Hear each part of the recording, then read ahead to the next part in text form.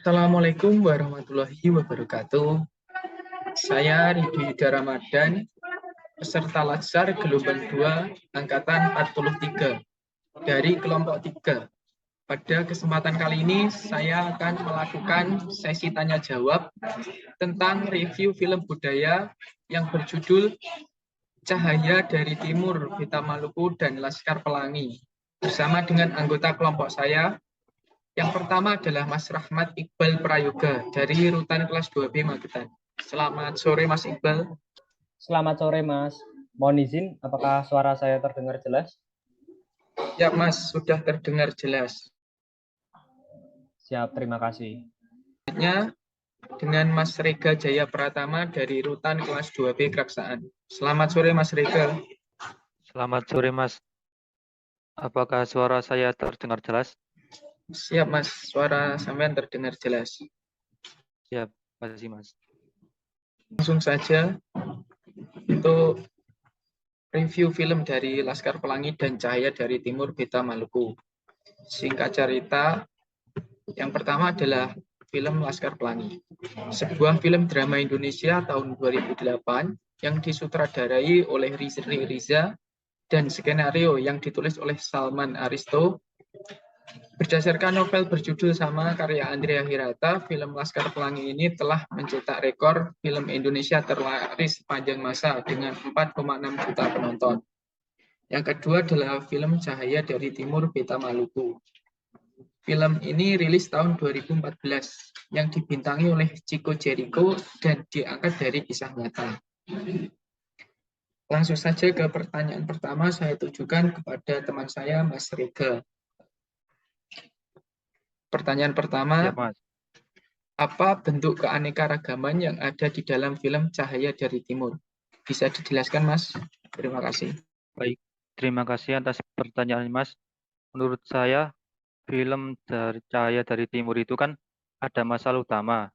Nah, yaitu adanya keberagaman agama yang ada di Ambon atau Maluku, yaitu agama Islam dan Kristen. Namun di antara kedua belah pihak tidak ada toleransi di antara keduanya. Nah, sehingga timbul konflik di kedua belah pihak. Kemudian saya jelaskan sedikit ceritanya, yaitu ada tokoh bernama Sani Tawainela yang gagal menjadi pemain profesional, kemudian dia mengumpulkan anak-anak yang menjadi korban konflik dan menggabungkan dalam sebuah tim sepak bola. Hal ini dimaksudkan agar anak tersebut terhindar dari konflik yang ada di daerah mereka. Setelah tim tersebut berkembang, kemudian menjadi sebuah sekolah sepak bola atau SSB. Pada awalnya, perbedaan agama menjadikan anak muda tak sudi untuk bermain bersama karena memang mereka berbeda agama. Namun dengan pendekatan yang humanis dan dengan perjuangan Sunni yang tak kenal lelah, pada akhirnya membuat Sunni mampu menyatukan anak-anak yang memiliki latar belakang agama yang berbeda. Akhirnya terjadinya tim yang solid karena adanya keberagaman agama tersebut. Terima kasih Mas. Baik, terima kasih Mas Rega atas jawabannya. Untuk pertanyaan selanjutnya, sama dengan pertanyaan untuk Mas Rega kepada Mas Rahmat Iqbal. Apa bentuk keanekaragaman yang ada di dalam film Laskar Pelangi? Mungkin bisa dijelaskan, Mas. Terima kasih. Siap. Terima kasih atas pertanyaannya. Dari film Laskar Pelangi, menurut saya ada satu poin atau pelajaran yang sangat penting, yaitu solidaritas sebagai sebuah kekuatan. Dari cuplikan film bermula ketika memulai tahun pelajaran baru sekolah yang jumlah siswanya tidak mencukupi jumlah minimal sebagai syarat kegiatan belajar mengajar.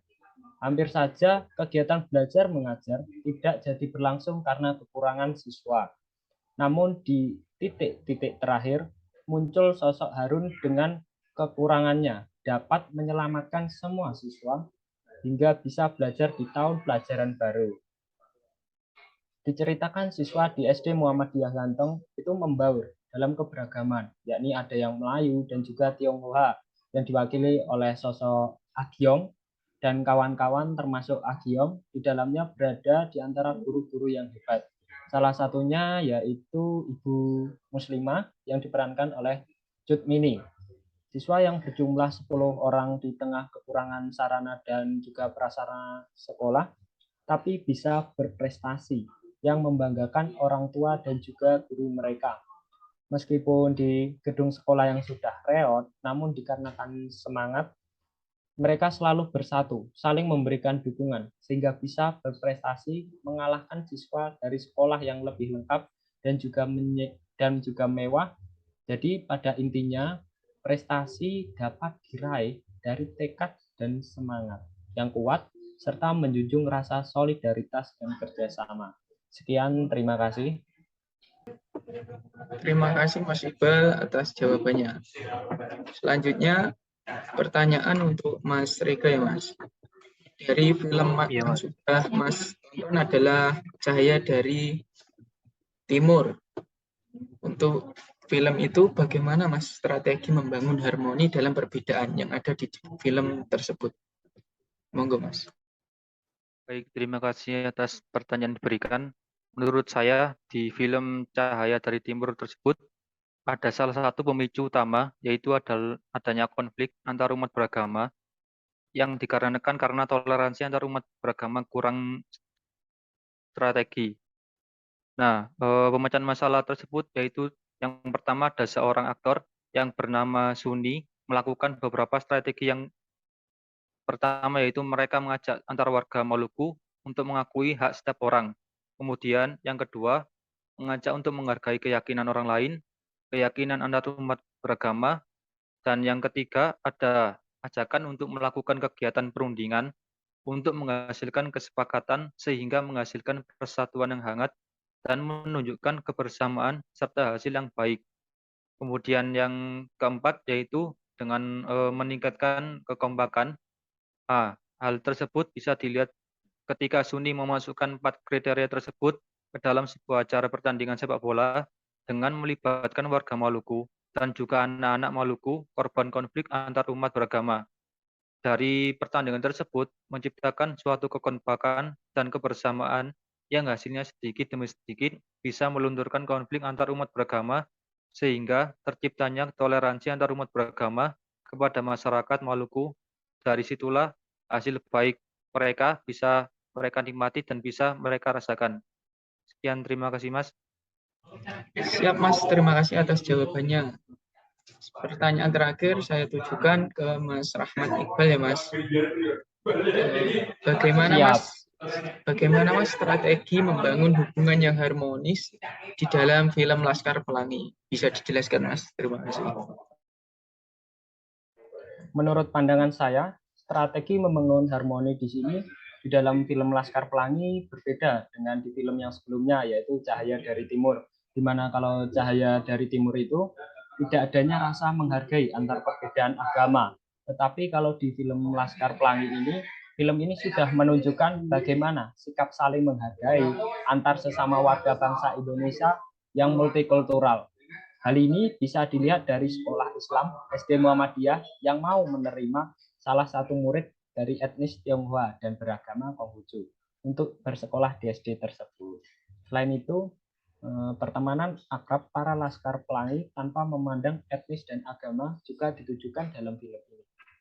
Film ini mengajarkan bagaimana masyarakat Indonesia yang multikultural bisa hidup saling berdampingan dan bersama-sama bisa maju seperti persahabatan Laskar Pelangi.